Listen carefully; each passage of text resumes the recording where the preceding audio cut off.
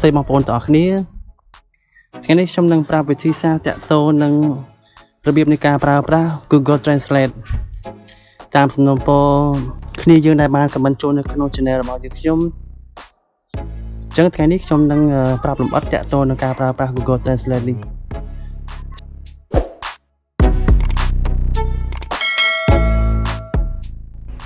សម្រាប់បងប្អូនដែលមិនទាន់មានកម្មវិធីនេះអាចចូលទៅក្នុង App Store ឬក៏ Play Store ហើយធ្វើការ download ជាទូទៅកម្មវិធីនេះមាននៅក្នុងទូរស័ព្ទស្រាប់តែបើមិនមានទេសូមធ្វើការ download មក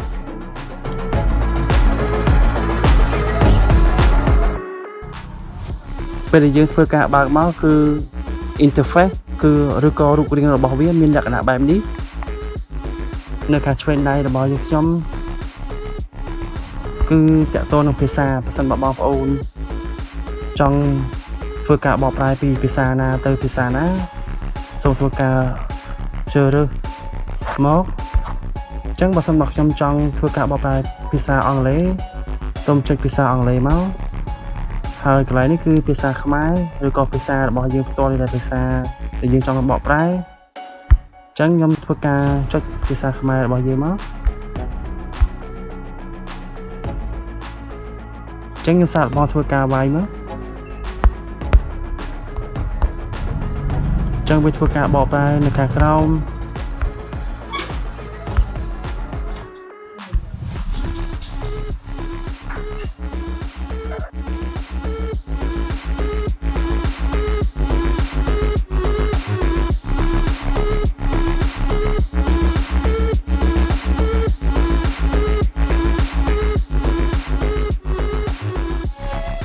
ពេលយើងធ្វើការបកប្រែហើយយើងអាចចុចសញ្ញា speaker នេះដើម្បីឲ្យវាធ្វើការអានឲ្យយើងស្ដាប់ How are you?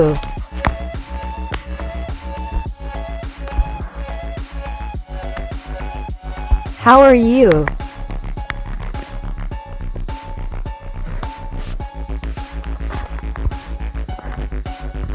Nè sốt sập vài tì.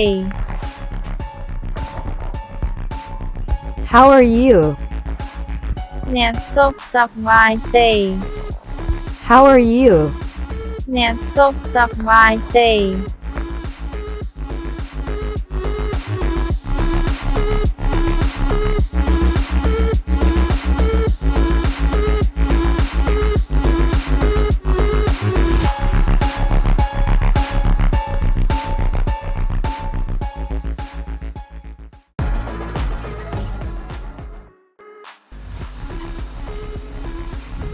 ចំណុច conversation នេះជាចំណុចសម្រាប់ធ្វើការបកប្រែជាលក្ខណៈការសន្ទនាហើយពិសេសបំផុតនោះគឺសម្រាប់បងប្អូនដែលទៅក្រៅប្រទេសដែលមានការពិបាកក្នុងការធ្វើការប្រស័យតាក់ទងចំណុចនេះគឺពិសេសមែនតើសូមធ្វើការចុចលើចំណុចនេះជម្រើសទី1នេះបងប្អូនអាចធ្វើការជ្រើសរើសយកភាសាជាតិរបស់ខ្លួនហើយជម្រើសទី2នេះយើងអាចធ្វើការជ្រើសរើសភាសាដែលយើងចង់ប្រស័យតាក់ទងឬក៏ភាសាដែលយើងធ្វើការបកប្រែទៅកាន់អញ្ចឹងខ្ញុំយកភាសាអង់គ្លេសមកតោះយើងធ្វើការសាកល្បងតេស្តលោមើលតើខ្ញុំអាចទៅរកស្ថានីយ៍ Where can I find?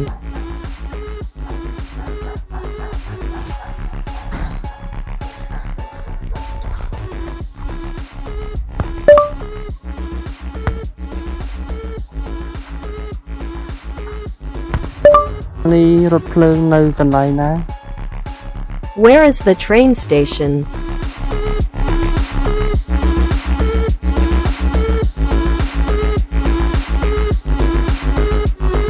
Trongអ្នកខាងនោះគេនឹងធ្វើការ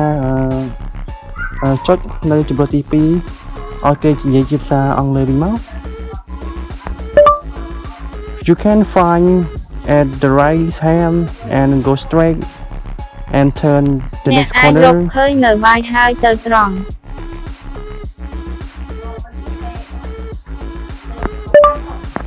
Please go straight and turn right. ទៅត្រង់ please go straight and turn right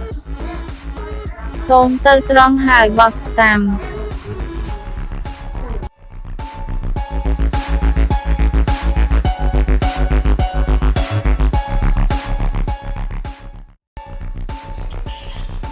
ហើយខ្ញុំសូមធ្វើការបញ្ជាក់ផងដែរថាកម្មវិធី Google នេះមិនបកប្រែឲ្យសុក្រិតនោះទេវាគ្រាន់តែជាកម្មវិធីមួយជំនួយក្នុងការបកប្រែប៉ុណ្ណោះជួនកាលក៏មានកំហុសខុសឆ្គងមួយចំនួនផងដែរ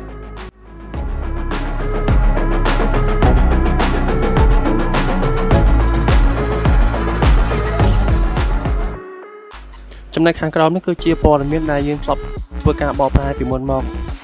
ដែលភាសាអង់គ្លេសហៅថា history ហើយបងប្អូនអាចធ្វើការលុបចោលបានដោយយកដៃរបស់យើងធ្វើការចុចអូសមកខាងឆ្វេងមកដើម្បីធ្វើការលុប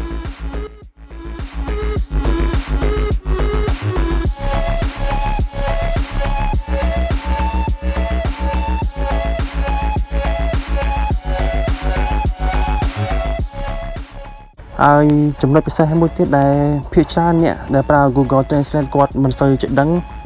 នោះគឺតើតើនឹងការកំណត់ល្បឿននៃការបកប្រែភាសាមានន័យថាបើសិនបើយើង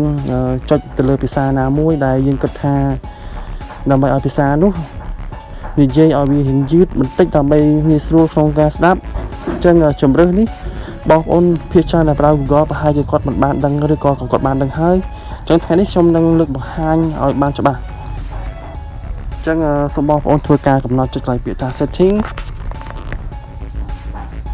ហើយយកពាក្យថាសូមយកពាក្យថា pronunciation speed ហើយជំរើសនេះបងប្អូនអាចយកជំរើសមួយណាក៏បានយកពាក្យ normal ឬក៏ slow ឬក៏ slower ក៏ប៉ុន្តែយល់អស់បងប្អូនសូមធ្វើការចុចយកពាក្យថា slower មកដើម្បីឲ្យវាធ្វើការបកប្រែឬក៏បញ្ចេញសំឡេងសូរសៀងឲ្យកាន់តែយឺតដើម្បីយើងងាយស្រួលក្នុងការស្ដាប់ជាពិសេសបងប្អូនដែលគាត់រៀនក្នុងការបញ្ចេញសំឡេងឲ្យបានត្រឹមត្រូវនោះ Google Translate ក៏ជាជម្រើសល្អមួយដែរ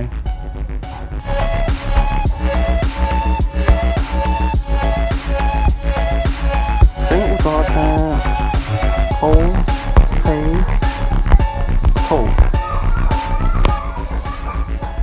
Potatoes.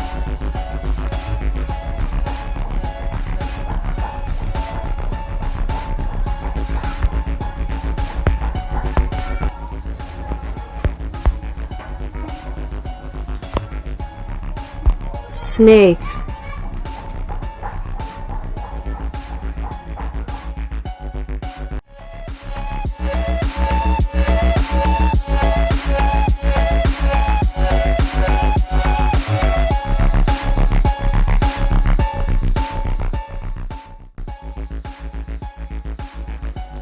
Trong lại mùi ní cứ ca pra camera chia chùm nuôi sầm nạp thôi ca bỏ prai đòi toal xong chạy lên phía camera về cam thì ní đầm na cá xôm bom ôn thôi ca căn tu sạp đây anh nâng máu làm ở camera đi về thôi ca bị du rồi có bỏ prai ca này chụp ba hai có thôi ca mình chạy hai mình chạy trên phong này tha cam thì Google Translate ní mình bỏ prai ở script nụ tê vì còn trai chia nhẹ chùm núi ca không cả bỏ ra phần đó chẳng bóng bóng này khá trời thì miền tuân toạc luôn bị tha tuân dạng bệnh nước cứ chọn nào từ lơ bóng bóng này khá trời tại trẻ phía xa khắc khá đại bóng bóng sắp cả bỏ ra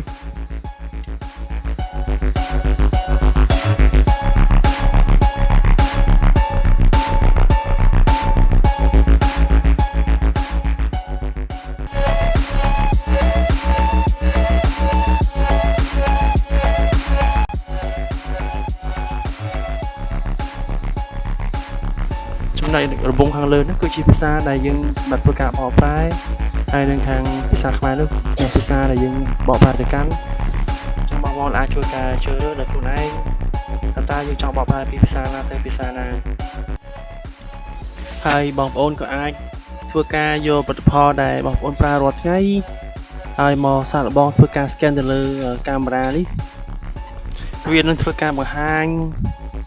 ព័ត៌មានលម្អិត ផ្សេងក៏ដូចជាគ្រឿងផ្សំនៃផលិតផលរបស់យើងថាតើ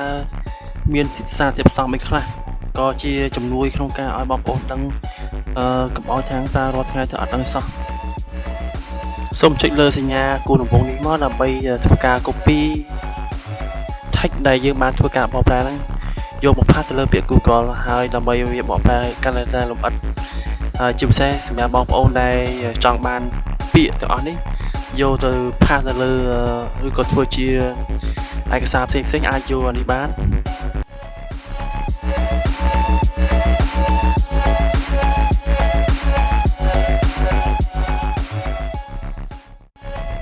ហើយកម្មវិធីនេះពិតជាមានប្រយោជន៍មែនទែនសម្រាប់បងប្អូនដែលជាអ្នកសិក្សាហើយសម្រាប់បងប្អូនដែលមានចម្ងល់ក៏ដូចជាមានបញ្ហាផ្សេងអាចខមមិននៅខាងក្រោមពួកយើងរីករាយក្នុងការឆ្លើយតបហើយសម្រាប់បងប្អូនដែលមិនទាន់បានជួយចុច Subscribe សូមចុច Subscribe ឥឡូវនេះដើម្បីទទួលបានព័ត៌មានក៏ដូចជាចំណេះដឹងថ្មីៗខាងផ្នែកបច្ចេកវិទ្យាសូមអរគុណសូមគោរពលាបាយបាយ